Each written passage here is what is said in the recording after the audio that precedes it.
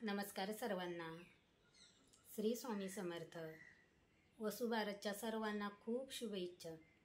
गाईची पूजा माझी मांडून झालेली आहे. देवपूजा पण मी करून घेतली. आज शुक्रवार असल्यामुळे कुंचन भरला, कळसातले पाणी पण बदलले. देवाची पूजा आणि गाईची पूजा दोन्ही पूजा माझ्या करून झालेल्या आहेत. गाईची पूजा मी खालीच मांडली कारण देवघराच्या तिथं जागा नाही. पाटावरती मी पूजा मांडलेली आहे. अगदी साधी सिंपल पूजा मांडलेली आहे मी गाईची. तुम्हाला पण दाखवते.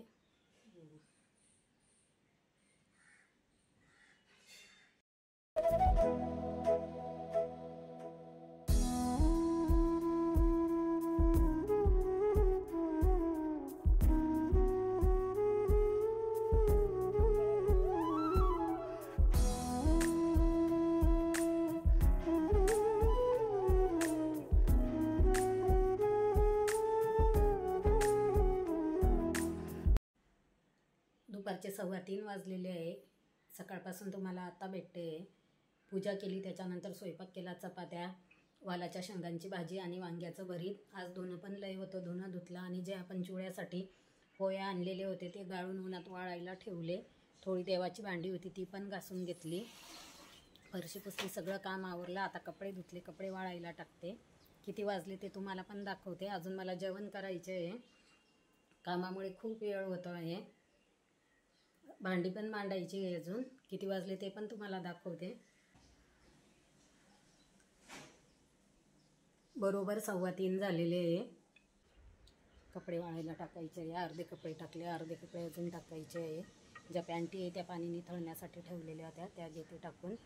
वरची जी तुळस आहे ती सुकली, तिला पाणी वतायचं आहे. आणि बाहेर जे झाडं आहे त्या झाडांना पण अजून पाणी वतायचे आहे. पाणी वतते. आणि बाल्कनीमध्ये ऊन आलेले होते, ऊन आता गेले. हे पण घेते उचलून. हरभऱ्याची डाळ पण वाळायला ठेवलेली होती. सावली आली, आता काही उपयोग नाही इथं ठेवून.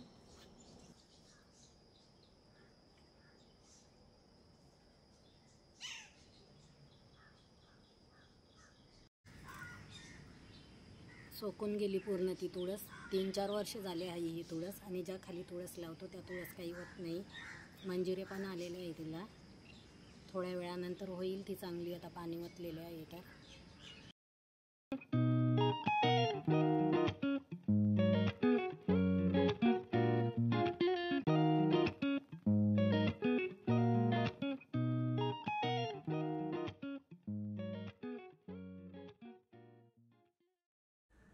चला, झाडांना पाणी दिले. पाणी देऊन केव्हाच झाले असते, पण आमच्या सागरचा व्हिडिओ कॉल आला आणि त्यांनी फोटो पण पाठवले. कशाचे फोटो पाठवले आणि कशासाठी कॉल आला ते पण तुम्हाला सांगणार आहे. खुशीची पण गोष्ट आहे आणि एका गोष्टीचं वाईट पण वाटतं. कारण माझ्या मुलाचं अजून एवढं वय पण नाही, तरी पण त्याला खूप समज आहे. दिवाळीच्या फराळाच्या पहिल्या पदार्थाला सुरुवात करते. गॅसवरती कढई ठेवलेली आहे. करंज्यांसाठी रवा भाजून घेणार आहे. आत्ता सुरुवात केलेली आहे मी.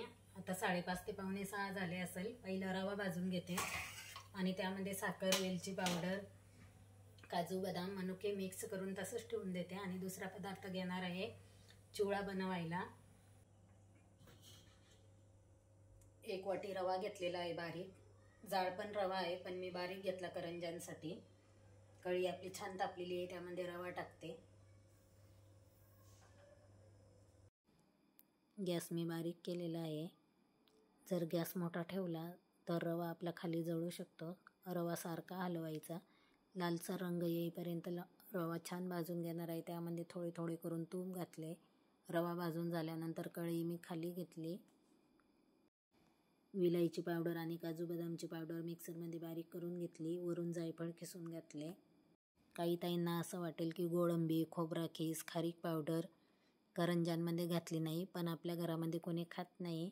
त्यामुळे मी फक्त काजू बदामची पावडर आणि वरून मनुके आणि वेलची पावडर एवढंच घालणार आहे. 1 वाटी आपण रवा घेतलेला होता, त्यासाठी मी 1.5 वाटी बारीक साखर घेते. साखर गाळून घेतलेली आहे. आपण जर तशीच टाकली तर गुठळ्या होतात.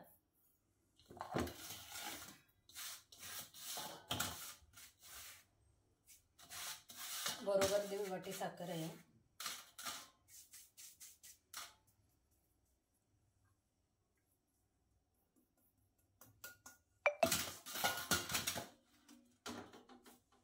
चिवड्यामध्ये टाकणार आहे. मिक्सरमध्ये काजू आणि बदामची पावडर करून घेतलेली आहे ती.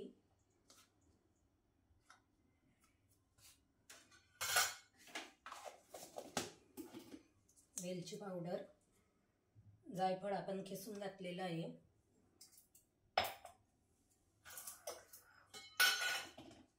मनुके, काळे मनुके जास्त नाही घालत कारण मुलं खात नाही.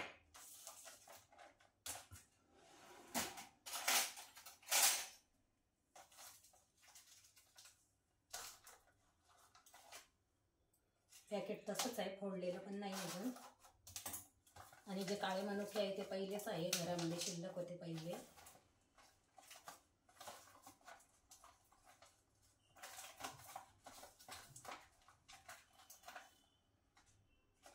आपल्याला हवे तेवढे आपण घालू शकतो.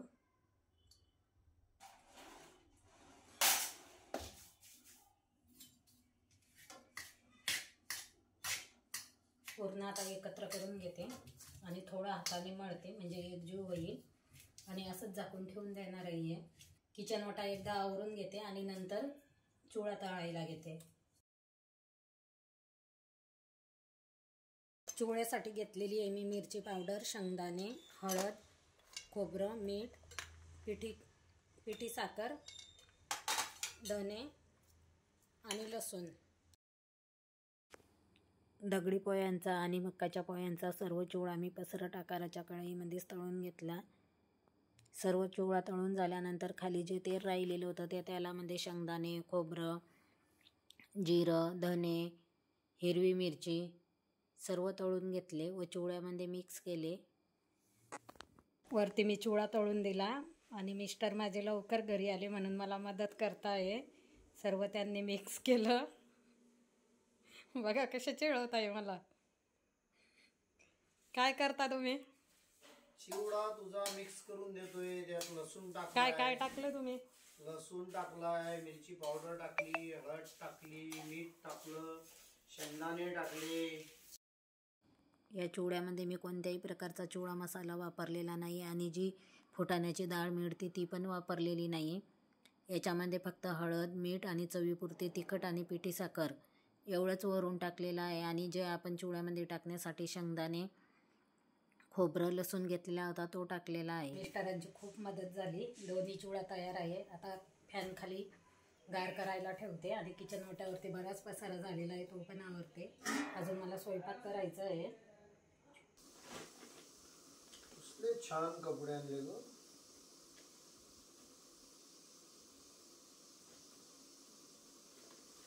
पॅन्टीचा कापड आहे आणि हा शर्टाचा कापड आहे. तसं तर आमचं कर्तव्य आहे मुलांना कपडे घेण्याचं, पण यावर्षी आम्हालाच मुलांनी घेऊन दिले. सौरभने घेतले त्याच्या पप्पासाठी आणि सागरने आणलेलं आहे माझ्यासाठी. काय ते पण तुम्हाला दाखवते. काय वाटतंय तुम्हाला? खूप छान. 100. आणि दुसरं पण काय आणलेलं आहे ते पण तुम्हाला दाखवते.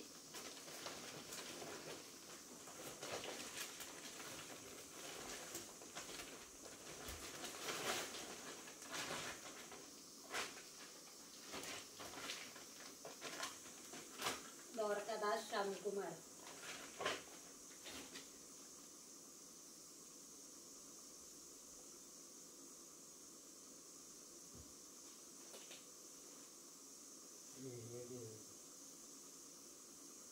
न सांगता तो घेऊन आलेला आहे. दुकानामध्ये गेला आणि फोटो पाठवले. तुम्हाला मी दुपारीच सांगितलं आणि नंतर व्हिडिओ कॉल पण केला की मम्मी तुला कुठली साडी आणू. मी त्याला मग सांगितलं की नको आणू बाळा, मला नको साडी म्हणून, कारण माझे मुलं अजून एवढे काही मोठे नाही. तरी पण त्यांनी एक सोडून 2 साड्या तो घेऊन आलेला आहे. त्याला दोन्ही पण आवडल्या असेल त्यामुळे तो दोन्ही पण घेऊन आलेला आहे आणि खूप छान आहे. ती कितीची किंमत, साडी कितीची हे मी त्याला विचारले नाही, तरी पण माझ्यासाठी ती साडी कितीची असली तरी ती लाखाची झाली.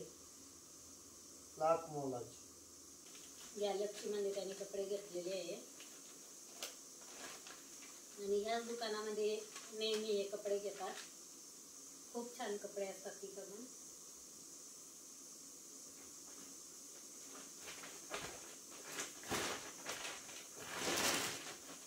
तुम्हाला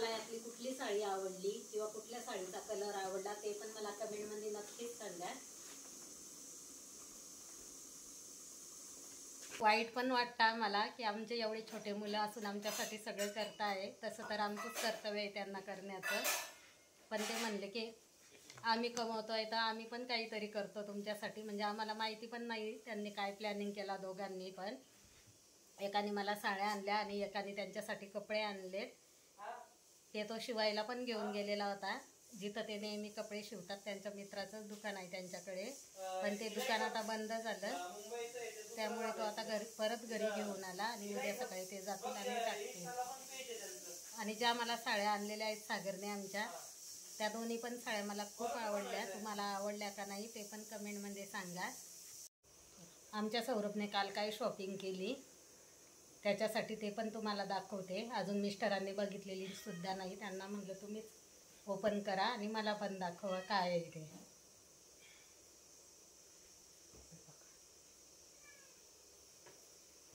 छान बूट आणला माझ्या मुलाने. स्मूथ बूट घेऊन आलेला आहे तो त्याला. आणि काल पॅन्टीचा कापड घेतला आणि तो पण त्याने शिवायला टाकला. आणि आज शर्टाचा कापड घेऊन आलेला आहे त्यांच्यासाठी. जेव्हा कापड आणला त्याने तर त्याच्यासाठी पण आणला.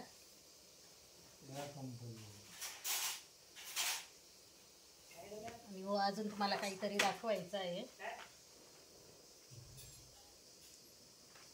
दिवे घेऊन आलेला आहे सागर. 100 रुपयाला 50 मिळाले त्याला. असं रोज त्याचं काही काही आणणं चालू आहे दिवाळीसाठी. मला तर काही वेळ नाही जायला. तो गेला मार्केटमध्ये की असं काहीतरी घेऊन येतोय. बघू उद्या वेळ मिळाला तर जाते, कारण अजून मला लक्ष्मी पण आणायची आहे, नवीन पणत्या पण आणायच्या आहे.